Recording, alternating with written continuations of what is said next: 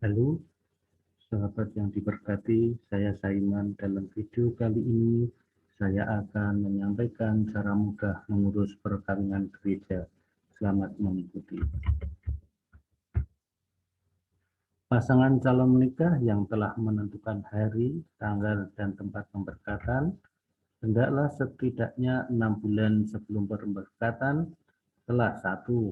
Melaporkan rencana tersebut ke sekretariat gereja atau pastor paroki. 2. Booking tempat pemberkatan. Dan ketiga, mengambil formulir dan informasi syarat-syarat pernikahan yang diperlukan. Adapun syarat-syarat pemberkatan perkawinan antara lain: 1. Formulir pendaftaran. 2. Surat baptis asli yang telah diperbaharui. 3. Fotokopi KK Katolik.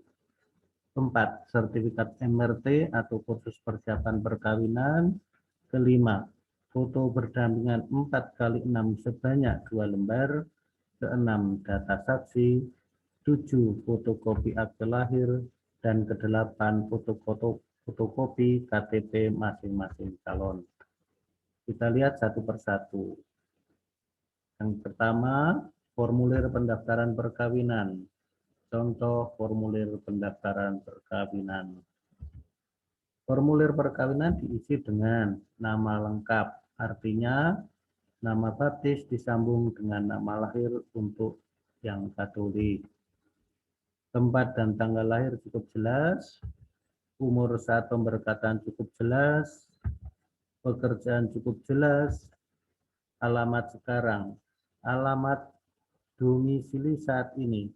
Bila alamat domisili berbeda dengan alamat yang tertera di KTP, diisi alamat domisili saat ini, bukan alamat KTP.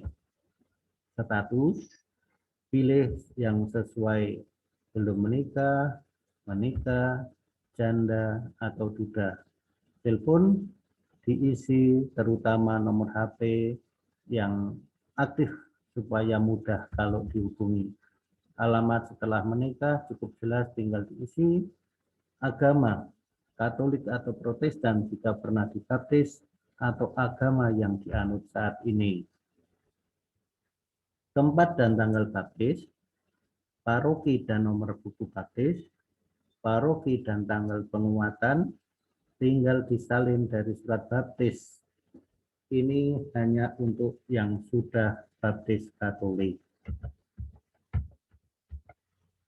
Ayah dan ibu sudah jelas, tinggal diisi. Apabila ayah dan ibu sudah almarhum, cukup ditulis nama ayah atau ibu saja, yang lainnya dikosongkan. Perkawinan atau rencananya cukup jelas, tinggal diisi hari, tanggal, jam, di gereja mana, kota mana. Bagian tanda tangan, yang tanda tangan calon suami atau istri. Kemudian ketua lingkungan bila calon Katolik, serta pastor paroki bila calon berasal dari luar paroki. Syarat yang kedua, surat baptis yang diperbarui. Surat baptis diperbarui di gereja tempat baptis. Waktunya dimulai 6 bulan sebelum pemberkatan, bisa kurang, tidak boleh lebih. Tanggal dikeluarkan surat baptis lebih dari 6 bulan, khusus pemberkatan tidak berlaku. Kenapa mesti diperbarui? Di dalam surat baptis tercantum status calon bebas atau sudah menikah. Ini adalah contoh surat baptis yang sudah diperbarui. Di dalamnya bagian bawah tengah ada tulisan status liber.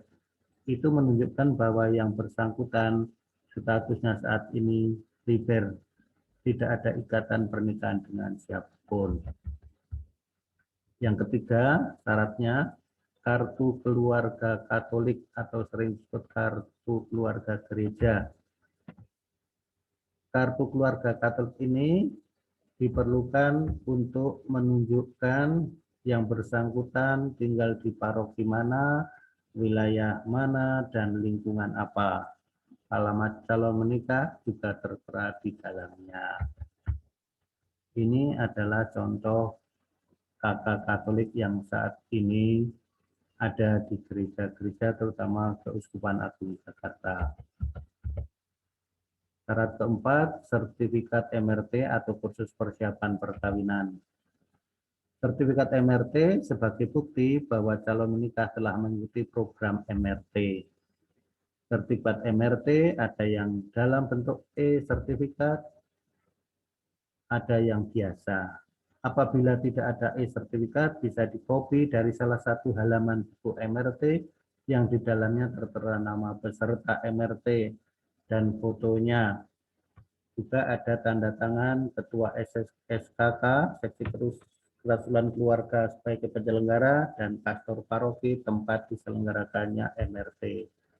Ini adalah contoh bukti telah mengikuti MRT yang diambil dari salah satu lembar buku MRT. Tertera di dalamnya kapan dilaksanakan MRT, kemudian ada tanda tangan Ketua SKK, tanda tangan Romo, dan juga ada foto peserta. Syarat kelima, foto berdampingan. Posisi calon menikah, pria di sebelah kanan wanita pada saat pengambilan foto. Pakaian calon resmi, apabila pakai baju atau kaos yang ada kerahnya. Latar belakang biasanya warna merah atau biru. Contoh, warna merah latar belakangnya, tetapi biru juga bisa. Syarat keenam adalah data saksi perkawinan. Pada saat pemberkatan perlu saksi perkawinan 2 orang. Saksi itu bukan orang tua calon menikah. Diharapkan saksi dipilih yang telah menikah, sehingga sebagai suami istri dan Katolik. Lampirkan fotokopi KTP dalam blanko data saksi perkawinan seperti contoh yang ada di layar. 6A, data saksi penyelidikan kanonik. Ini apabila calon menikah salah satunya belum Katolik, maka perlu data saksi penyelidikan kanonik. Saksi penyelidikan kanonik untuk calon menikah yang belum Katolik, saksinya 2 orang. Saksi tidak harus Katolik, saksi harus mengenal calon yang belum Katolik, dan saksi hadir pada saat penyelidikan kanonik. Lampirkan fotokopi KTP saksi di dalam blanko saksi penyelidikan kanonik seperti yang terlampir di layar. Syarat yang ketujuh, KTP dan akte lahir calon.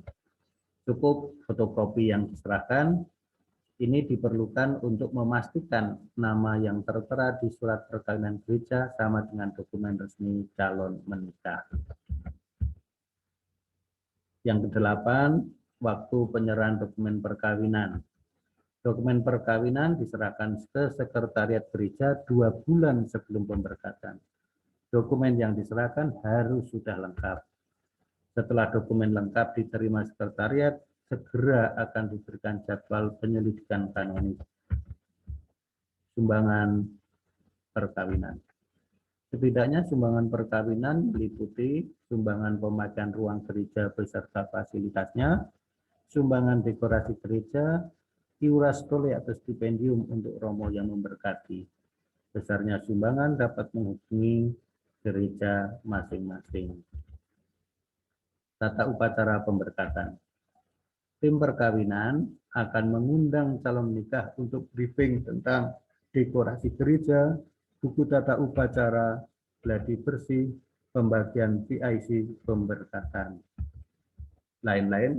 Hal-hal lain yang perlu ditanyakan dapat menghubungi sekretariat gereja.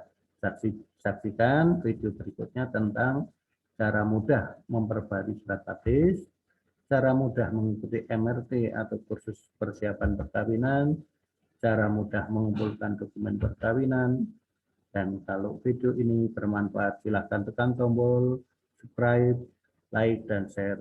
Terima kasih. Tuhan memberkati.